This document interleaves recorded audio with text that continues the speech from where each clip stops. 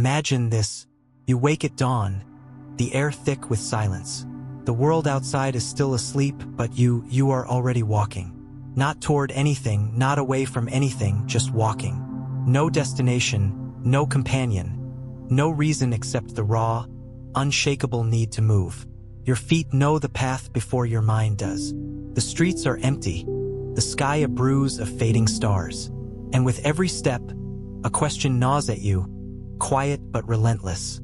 What if the only way to truly live is to walk alone? It's a dangerous thought. Society thrives on togetherness. Families, friendships, tribes. We are taught that isolation is a punishment, loneliness a failure. Yet here you are, drawn to the very thing you've been warned against. The paradox is dizzying. What if the crowd, the noise, the endless chatter of belonging, is the real prison? What if the ones who seem most connected are the most lost? Think of the last time you stood in a room full of people and felt utterly unseen. Think of the conversations that drained you, the compromises that chipped away at your soul. Why do we cling to these hollow bonds? Why do we fear solitude so deeply that we'd rather suffocate in company than breathe freely in our own silence? The answer is not simple. It lives in the shadows of your mind, in the unspoken terror of being truly known, not by others, but by yourself. To walk alone is to strip away every mask, every role you've ever played. It is to stand naked before the mirror of your own existence and ask, who am I when no one is watching? This is not a call to abandon humanity. It is something far more unsettling. It is the whisper that true connection begins only when you stop fleeing from yourself. But how? And at what cost? The road ahead is darker than you think. The fear of solitude is not natural, it is manufactured. From childhood, we are conditioned to seek validation in the eyes of others, to measure our worth by the noise around us. The laughter at our jokes, the nods of agreement, the reassurance that we are not alone, these become the currency of our existence. But beneath this desperate need for approval lies a deeper, more insidious truth. We have been taught to fear our own minds. Carl Jung called it the shadow, the parts of ourselves we bury because they are too raw, too real, too unsettling for the world to see. Friedrich Nietzsche warned of the herd mentality where the masses cling to shared delusions rather than face the terrifying freedom of self-awareness. And Jean-Paul Sartre, with his usual razor precision, declared, hell is other people. Not because others are evil, but because they become mirrors in which we lose ourselves.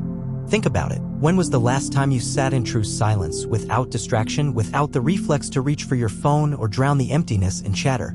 The discomfort that rises is not boredom, it is resistance. A primal recoil from the uncharted wilderness of your own thoughts.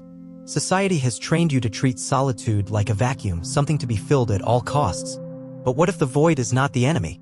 What if it is the only place where real thought begins? Modern life conspires to keep you distracted, addicted to the dopamine of constant connection. Social media, 24-hour news, the cult of productivity, all of it functions as a numbing agent against the one thing that could dismantle the illusion, solitude. Because in silence, the questions start. In silence, the illusions crack. And nothing terrifies the machinery of conformity more than a man who no longer needs its applause. But this is only the beginning. The real danger and the real liberation lies in what happens when you stop running. The path ahead is not for the faint of heart. The tragedy is not that we fear solitude, it's that we don't realize what this fear is doing to us. Like an invisible toxin, the avoidance of our own silence warps our decisions, our relationships, even our sense of reality. We become hollowed-out versions of ourselves, reflexively mimicking the crowd, mistaking familiarity for truth and consensus for wisdom. Cognitive scientists call it social proof, the tendency to assume that if everyone else is doing something, it must be right. But history's greatest mistakes were made by crowds, wars waged for illusions, injustices justified by tradition, lives wasted in pursuit of empty prestige. The German philosopher Arthur Schopenhauer saw this clearly. The majority of men are not capable of thinking, but only of believing, and are not accessible to reason, but only to authority. And yet, we keep signing the contract. We trade our autonomy for the warm, suffocating blanket of belonging. We laugh when expected, nod when required, and bury the parts of ourselves that don't fit. The cost? A slow, spiritual asphyxiation. Studies on cognitive dissonance reveal how deeply the mind will contort itself to avoid the pain of standing apart, denying evidence, rewriting memories, even betraying personal morals to stay aligned with the group. But the most chilling consequence is this: the less you tolerate solitude, the less you exist. Your opinions become echoes. Your desires become reflexes. Your life becomes a performance for an audience that barely notices. The French existentialist Albert Camus saw this as the core of modern despair. We get into the habit of living before acquiring the habit of thinking. And here's the cruelest twist: the crowd you're sacrificing for doesn't even care. It doesn't remember. Spend your life seeking approval, and you'll find that approval has the memory of a goldfish. But there's a way out. A rebellion. And it starts with a single, terrifying step. The rebellion does not begin with a grand gesture, it starts in silence. In the moment you stop. When you resist the itch to fill the empty space with noise, when you refuse to let another's voice drown out your own. This is where the old self cracks and something new begins.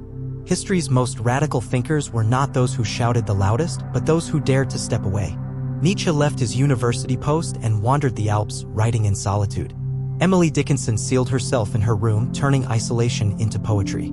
The Stoics practiced voluntary discomfort not because they hated pleasure, but because they knew dependence on external validation was a form of slavery. Their weapon? Deliberate aloneness. The modern world will call this selfish. It will pathologize your silence as antisocial or depressive. Do not be fooled. This is the same machinery that profits from your fragmentation, the advertisers who need you insecure, the algorithms that feed on your attention, the systems that require you to stay hungry, restless, never at peace with yourself. Your first act of defiance is simple: become ungovernable. Not through chaos, but through stillness. Sit with yourself for 10 minutes, then 20, then an hour. Observe the panic that arises, the twitching need to check, to scroll, to reconnect. That panic is the death throes of your conditioned self. It is the sound of chains breaking. Viktor Frankl, survivor of the camps, wrote that between stimulus and response, there is a space. In that space is our power to choose. Solitude widens that space. It is the gymnasium of the mind where you rebuild the atrophied muscles of independent thought. But be warned, the world will retaliate. Friends will call you distant. Family will worry. Coworkers will misinterpret your silence as arrogance. Let them. The ones who matter will understand. The others were never your tribe to begin with. Now comes the hardest question: who will you be when no one is left to perform for? The answer awaits in the final descent. Here is the secret no one tells you. Solitude does not isolate you. It returns you to yourself. The crowd was never your home. It was a hiding place, a delay, a way to postpone the inevitable confrontation with the only thing that has always been real: your own existence. The ultimate rebellion is not rejection of others, but full allegiance to your own mind. When you walk alone, you are not withdrawing from life. You are entering it at its deepest level. The German mystic Meister Eckhart wrote, "The outer world will never be spiritually significant until the inner world has become a reality to you." This is why the saints, the artists, the philosophers, the madmen, those who shaped history, all had one thing in common. They endured the deserts of solitude to find their own voice. And here lies the final, shattering truth. You were never afraid of being alone. You were afraid of what you might discover there. The unmasked self, the unlived life, the dreams you abandoned to keep the peace, the love you withheld to avoid rejection, the anger you swallowed to stay likable. Solitude forces you to meet these exiled parts, not as flaws, but as the raw materials of your freedom. This is why the path is so terrifying. Not because it is empty, but because it is full.